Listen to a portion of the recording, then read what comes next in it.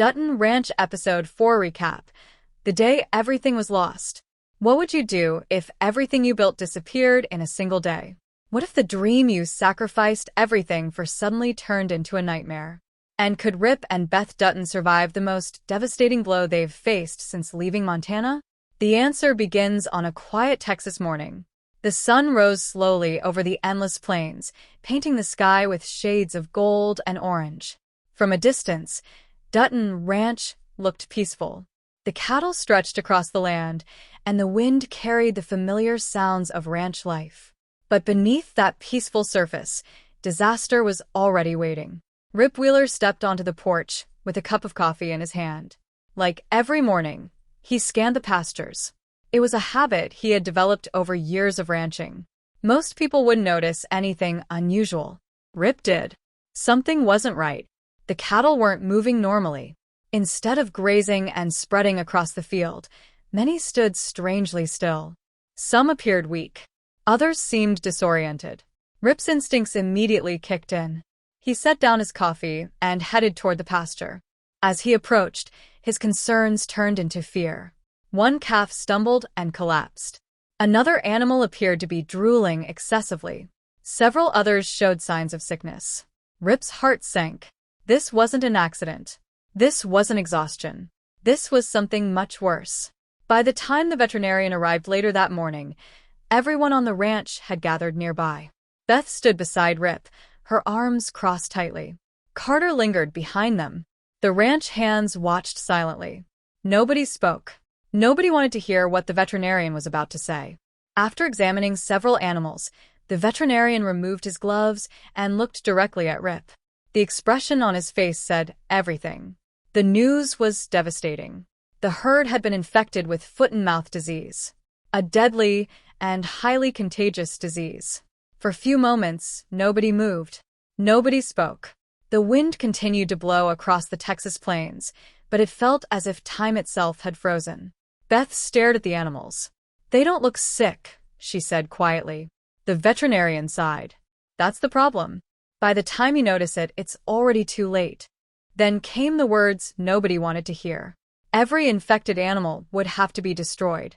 Every single one. The entire herd. Months of work. Millions of dollars. The future they had been fighting to build. Gone. Just like that. The realization hit the ranch like a hurricane. Carter couldn't understand why everyone suddenly looked broken. He watched Beth carefully. Something about her scared him. Not because she was angry. Because she wasn't. Beth Dutton wasn't shouting.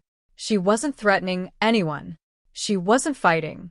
She simply looked defeated. And somehow, that was much more frightening.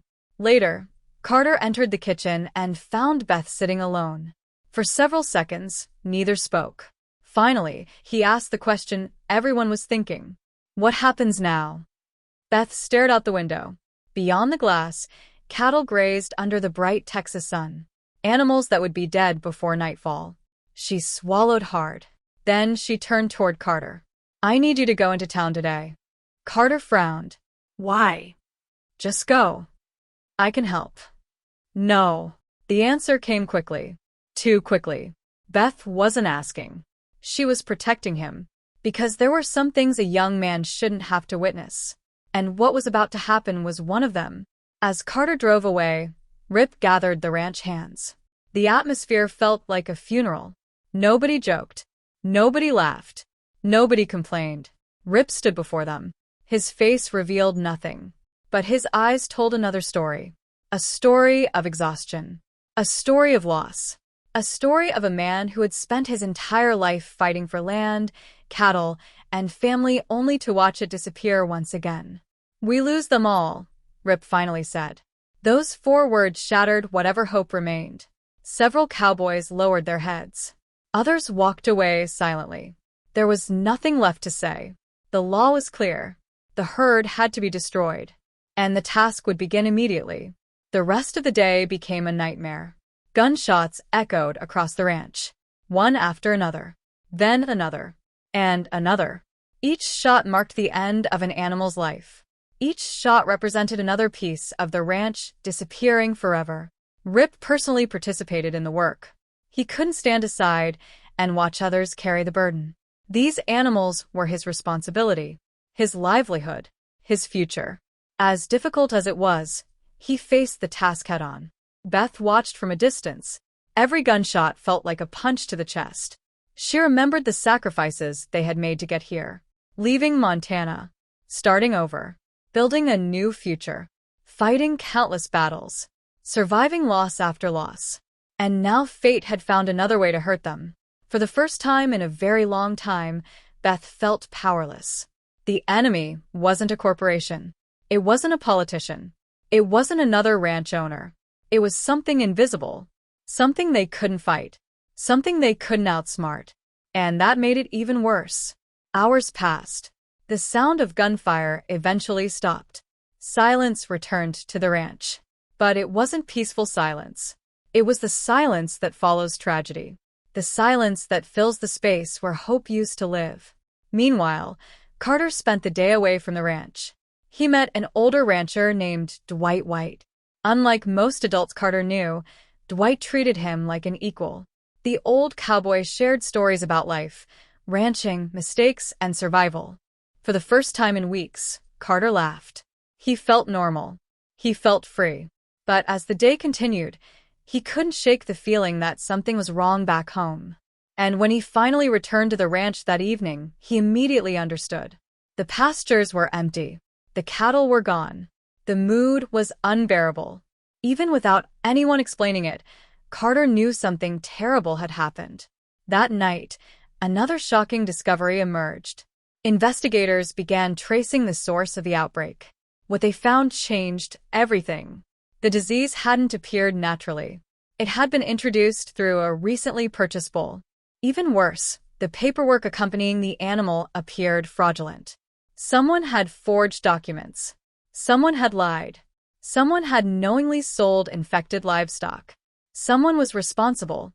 When Beth learned the truth, her sadness transformed into something much darker. Anger. Pure, burning anger.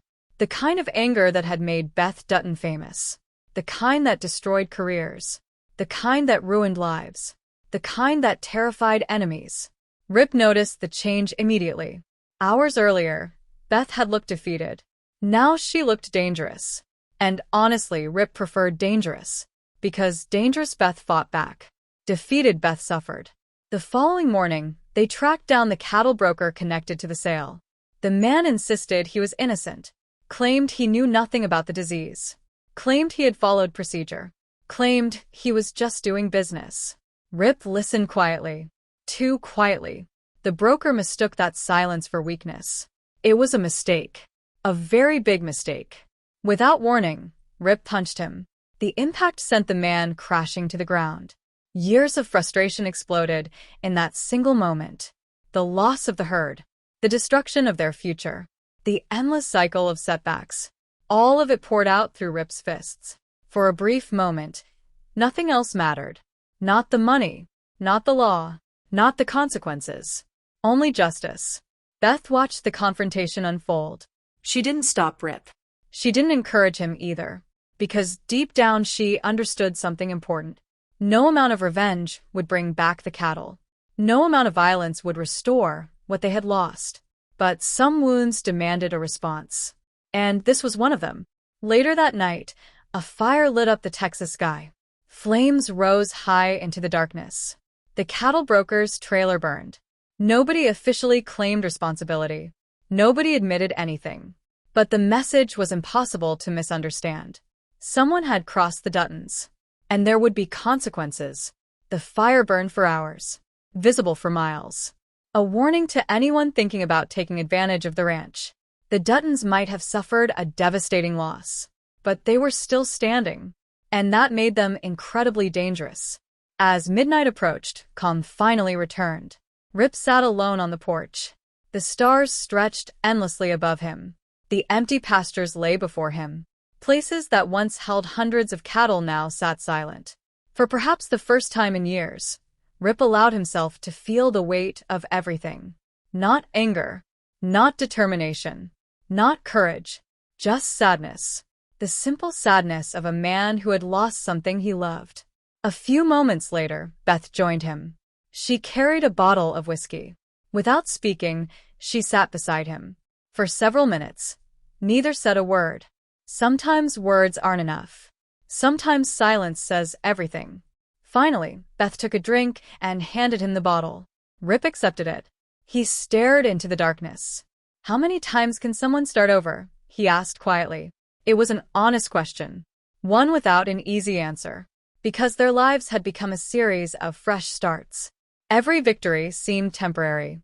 Every dream seemed fragile. Every success felt one step away from disaster. Beth thought carefully before responding. Then she gave the only answer she truly believed. "As many times as it takes." Rip looked at her. And despite everything that had happened, he smiled. Just slightly. Because that was who they were. Not quitters. Not victims. Survivors. The wind swept across the empty ranch. Thunder rumbled somewhere in the distance. A storm was coming. But then again, storms always came. The real question wasn't whether the Duttons would face another challenge. The real question was whether anything could finally break them. And after everything they had survived, the answer seemed clear. The herd was gone. The money was gone. The dream had suffered another devastating blow. But the Duttons were still standing. And as long as they were standing, the fight wasn't over. In fact, for Rip and Beth Dutton, the biggest battle might only be beginning. And that is how episode 4 ends, leaving us with one huge question. If losing an entire herd couldn't destroy the Duttons, what will happen when they finally discover everyone responsible for this disaster? Don't forget to like, share, and subscribe.